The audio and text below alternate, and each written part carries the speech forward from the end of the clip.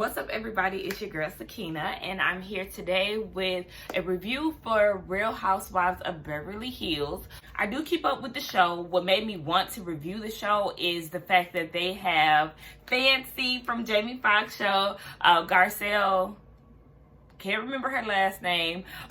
She's the new castmate this season, and I'm excited to review the show and see what she brings because she is the first black lady on the franchise. Let's just get right into it. The show starts with a psychic. They're all going to be doing this psychic thing. You know, they like to do that in some of the seasons. So he's breaking down their zodiac traits, and he talks about Kyle's Capricorn trait and Dorit's. I can't remember what her traits were, but it's basically showing that there will be, of course, some drama that's going to be going on. We get the intro. Everybody's taglines really didn't do anything for me. The only one that caught my attention was Denise.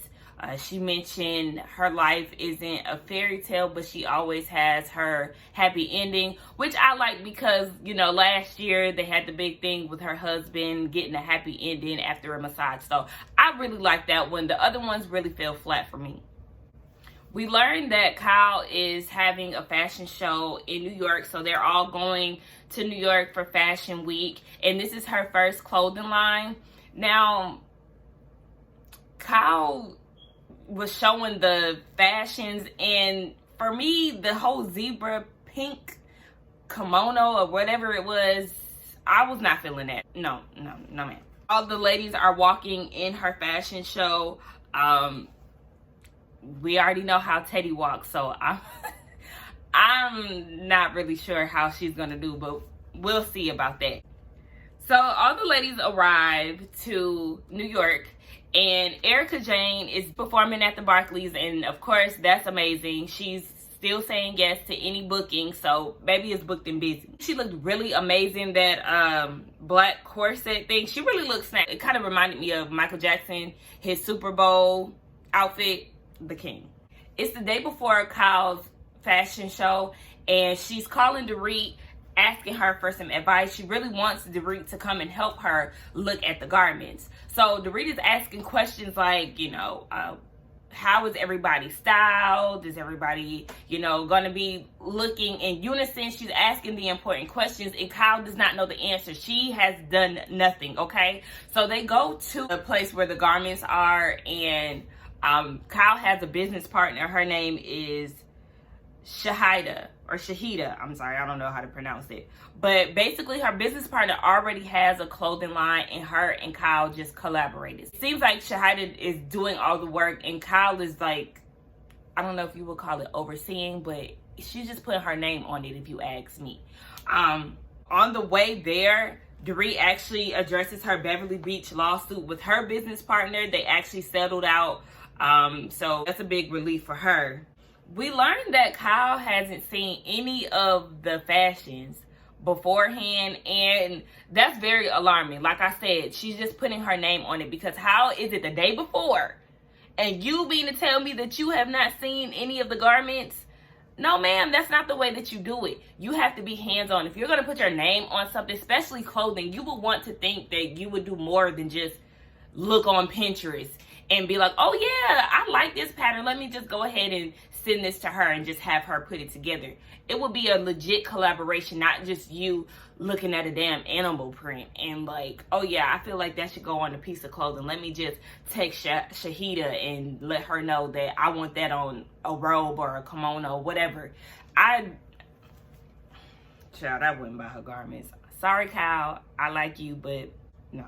The scene with the girls being with Erica, and they're going to a strip club. Erica reveals that she used to strip when she moved to New York back when she was 18. And they visit the strip club. She said nothing has changed. Rena is like, oh my gosh, I can't picture Amelia doing this at 18. And Erica's like, well, sweetie, if I was rich as a child, trust me, I would not be doing stripping as well. Y'all know the living in New York, everybody has the hustle mentality pretty much if they have not come from a rich family. So she had to get it how she lived. It is what it is. Stripping is not really, it's not a shocker anymore. I feel like Everybody knows about stripping. Denise even said, sweetie, I don't want to go to a strip club if they ain't actually stripping. If they in bathing suits, then I don't want to be bothered. And I feel her. I've been to a strip club before, and I'm not shocked to see a naked woman. I mean, I have the same body parts. Some people's just better than others. So, baby, look, I'll go to a strip club. I don't give a damn. So then we get the moment that we all been waiting for. Fancy Miss Garcelle, okay? She has entered the room. So she is there for Fashion Week as well. It looks like she's in the same hotel room as Kyle. And baby, when she walked in, she had that black and white two-piece on with her, what is it, Zadora hat? Mama slayed, okay? She looked amazing. So she came in and she gave her introduction about how she got her first role on Coming to America. But we all know her, of course, for her role in the Jamie Foxx show, which I love. Everybody loved Fancy and Jamie's dynamic. It was a great show. She's a natural. She comes in and demands the room. She does not come in on a newbie standpoint. You would really think that she had been with the girls for some time. Now, she comes into the show as Denise Richards' friend. They've been friends for about 20 years. They do shots together, and Fancy gets right into it. She takes the full shot, and Denise is like, damn, yes, honey, we ain't got time to play. She trying to get turned up, and I love it. She also addresses that she's the only single one out of the group. And I didn't realize that, but, you know, hopefully once the show starts to roll, maybe she'll find, you know, a man that talks about how her kids then found her vibrator. And she said that she uses a black and a white vibrator depending on how she feels. Now, her kids are really light-skinned. Is her ex-husband white? I'm going to have to look that up. Yes, honey, she brought her black dildo vibrator. I'm sorry. With her on the trip because she said New York is urban, baby. She trying to get her a nigga. We get this scene with Rinna and her friend Sutton. So Sutton is like this divorced woman who has come from money. Her husband owns baseball teams and all this other shit. So basically, mama is set for life. So they visit Dolce's house because Sutton knows Dolce and Gabbana. That's what's up. They're picking out garments, and I'm just not feeling Sutton. She's not my type of girl. I already know she's gonna get on my damn nerves. So she's trying on outfits, and as she's trying on outfits, Rinna is in the living room waiting on her to reveal her outfit. And I'm just like Lisa. Lisa is trying on crowns and shit, looking around. Now, I wouldn't do that in an average person's house because I respect people's privacy. But if I'm in Dolce's apartment, baby, I'm looking around. I want to see some shit. Sutton comes out, and she has on this pink short set, and it's like a sheared long blouse with a bra underneath.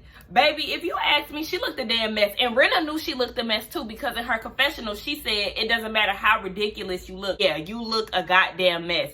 So Rinna goes and says, oh, is that a Dolce and Gabbana bra?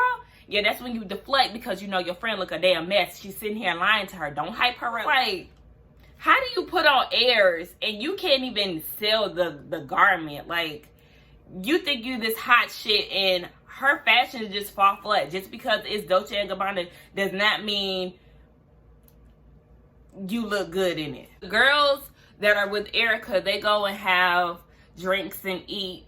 And this is when Denise reveals that her and Charlie Sheen are having issues. Teddy actually mentioned that Charlie went to the media and, you know, put her on blast for their child support battle. Charlie doesn't want to pay child support anymore. And I'm like, sweetie, you have money, okay? Why wouldn't you want to put it towards your children? That's just trash men for you, honey. Erica tells her that she needs a lawyer and that she doesn't need to put it off any longer because when you put things off, it tends to build up.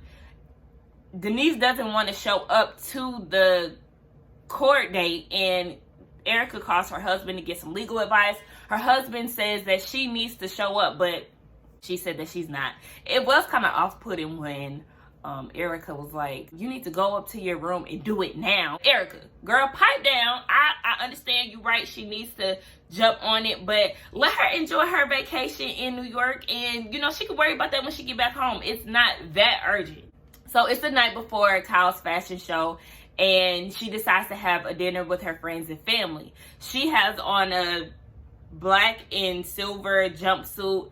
Someone else had on a sequins jumpsuit as well. But Garcelle, ma'am, she came through with a yellow sequins outfit and she looked stunning, okay? I loved her earrings. I loved the outfit, her ponytail. She looked stunning. When I'm telling you, every scene that she was in, she looked amazing. Y'all gonna get tired of me hyping her, okay? Her look was my favorite. Lisa came through with a sleek ponytail, and I love Rita, guys. She is one of my favorites on the show.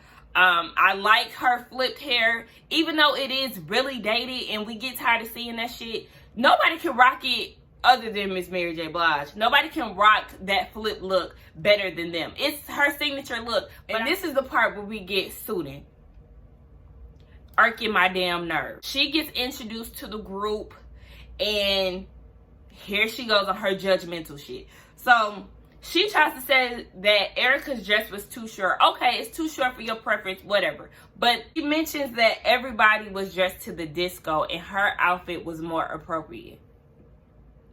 First of all, this is not your fucking event. So how would you say that somebody's outfit is appropriate? If they want to come through with sequins, then they can do that. It just annoyed the hell out of me, y'all.